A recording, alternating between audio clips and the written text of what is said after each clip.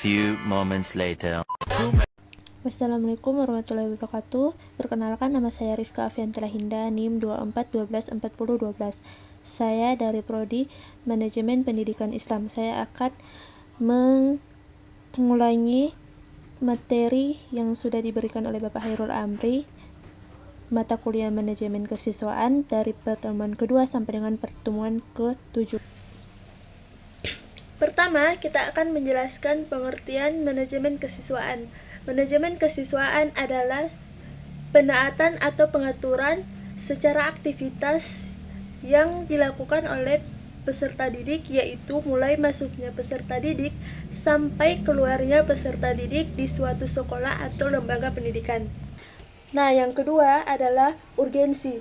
Urgensi manajemen kesiswaan terletak pada pentingnya peraturan kegiatan peserta didik secara sistematis agar tercapai tujuan pendidikan yang terarah, yaitu pengembangan peserta didik secara optimal. Nah, yang ketiga adalah ruang lingkup manajemen terletak pada pentingnya peraturan kegiatan peserta didik, termaksud kegiatan kurikuler dan ekstrakurikuler serta pengelolaan dapat dan pelaporan sejak siswa masuk hingga lulus dan menjadi alumni. Nah, baik, kita masuk di bagian peran. Nah, di sini peran sebagai pengembang individualitas siswa, dan yang kedua itu ada sebagai fasilitator pengembangan sosial, yang ketiga sebagai pengatur inspirasi dan minat siswa, yang ketiga sebagai penjaminan kesejahteraan siswa. Nah, kita masuk di bagian fungsi. Fungsi menyediakan layanan pengembangan potensi akademik maupun non-akademik, ekstrakurikuler, lomba, bimbingan, dan khusus. Nah, yang kedua adalah menyelenggarakan kegalantaan kebersamaan organisasi siswa atau OSIS, pramuka, dan kerja bakti. Yang ketiga, memberikan ruang partisipasi dalam masyarakat, forum diskusi, pemeran karya, dan kegiatan aktivitas. Yang ketiga, menyediakan beasiswa layanan kesehatan, bimbingan kesehatan, konseling, serta bantuan bagi siswa yang membutuhkan. Nah, kita masuk di prinsip-prinsip manajemen kesiswaan. Menurut Dr. Andes Bandurudin, MAG 2014, yang pertama itu adalah mengacu pada pengaturan yang berlaku. Yang kedua, keseluruhan manajemen sekolah atau visi. Yang ketiga itu mengembangkan misi mendidik siswa. Yang keempat, mempersatukan peserta didik multikultural. Yang kelima, penerimaan peserta didik. Yang keenam, mendorong kemandirian peserta didik. Yang ketujuh, fungsional bagi kehidupan peserta. Yang kedelapan itu destinasi 2000 tahun 2000. Yang pertama, siswa merupakan subjek atau objek. Yang kedua, peduli pada keberagaman kondisi siswa. Yang ketiga, memotivasi siswa dengan keragaman aktivitas. Yang keempat, pengembangan potensi siswa yang holistik. Pendekatan pertama itu ada pendekatan. Nah, kita masuk di bagian pendekatan. Pendekatan yang pertama ada pendekatan kuantitatif. Menitik beratkan pada segi-segi administratif dan birokratif lembaga pendidikan. Ada metode penelitian, mengumpulkan dan menganalisis data numerik untuk menguji hipotensi, mengukur variabel, dan mengadopsi pola atau hubungan secara objektif. Yang kedua itu ada pendekatan kualitatif. Nah, pendekatan kualitatif ini memberikan perhatian pada kesejahteraan peserta didik. Nah, ada pendekatan padu. Peserta didik diminta untuk memenuhi tuntunan-tuntunan birokratif dan administratif sekolah di satu pihak, tetapi di sisi lain sekolah juga menawarkan inisiatif lain yang dapat memenuhi kebutuhan dan kesejahteraan. Nah, di sini ada konsep perencanaan peserta didik.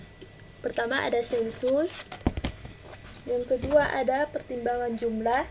Nah, tanpa perencanaan atau akan sulit dan tidak berjalan dengan efisiensi. Sensus adalah data. Nah, sensus terbagi beberapa bagian. Yang pertama itu komprehensif, layanan atau perencanaan, terus ada school ranting. Nah, layanan perencanaan itu terbagi beberapa bagian. Yang pertama ruang kelas, kursi, fasilitas lain-lain, dan anggaran. Nah, kita masuk di identifikasi kendala dalam penerapan kebijakan dan sistem penerimaan siswa baru. Kendala dalam penerapan penerimaan siswa baru. Kendala itu ada kan siswa baru atau peserta didik itu adalah sekelompok orang untuk yang mendaftarkan dirinya di suatu lembaga untuk melanjutkan suatu pendidikan. Kebanyakan kendalanya adalah kurangnya internet di wilayah-wilayah yang tertentu. Itu kendala yang sangat dirugikan bagi orang karena kebanyakan wilayah yang kurang internet dan mereka kurang untuk mendaftar atau gagal dalam mendaftarkan anak-anak mereka ke suatu lembaga.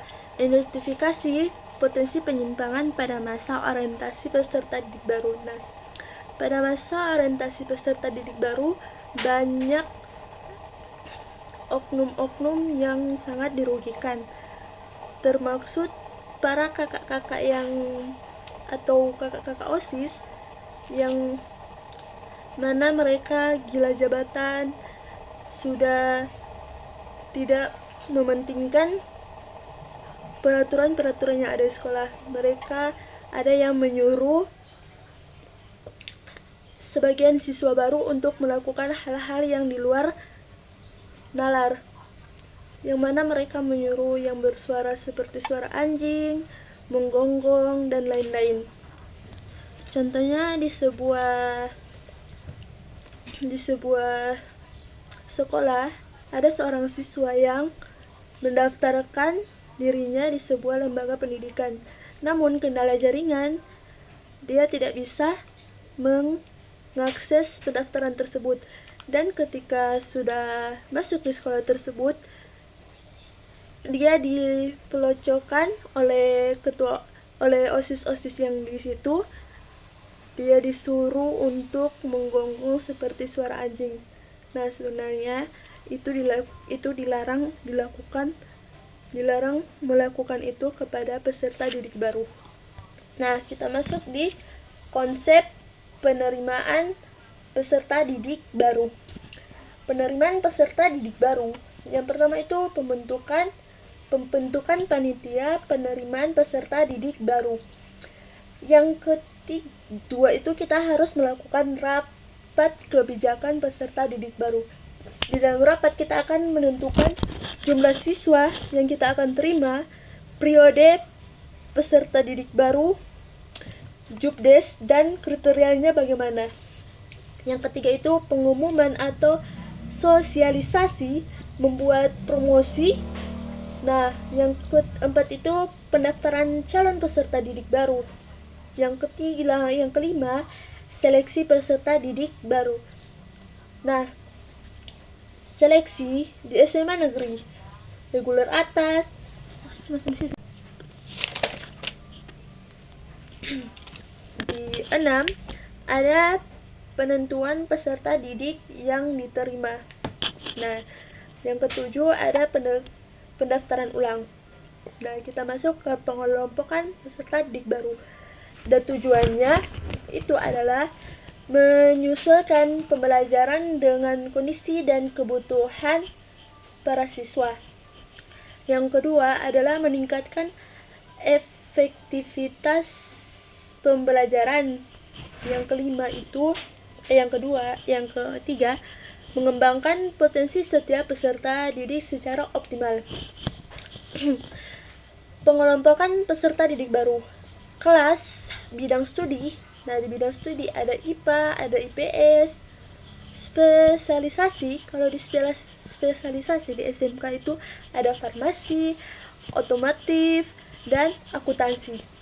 Yang keempat itu ada sistem kredit. Yang kelima itu kemampuan dan minat, seperti ekstrakurikuler, minat di pramuka atau minat voli dan lain-lain. Nah, kita masuk ke manajemen data dan kehadiran. Nah, pendataan peserta didik itu adalah fondasi tata kelola sekolah yang bermutu. Data ini krusial tidak hanya untuk keperluan administrasi internal, tetapi juga untuk perencanaan strategi, evaluasi program manajemen kehadiran. Presensi adalah salah satu aspek fundamental dalam pembinaan kedisiplinan dan pematuan peserta didik. Yang pertama itu adalah teknis pelaksanaan manual atau digital. Yang kedua, pemanfaatan untuk penilaian dan pembinaan. Baiklah, sekian dari saya. Wabillahi taufiq wal hidayah. Wassalamualaikum warahmatullahi wabarakatuh.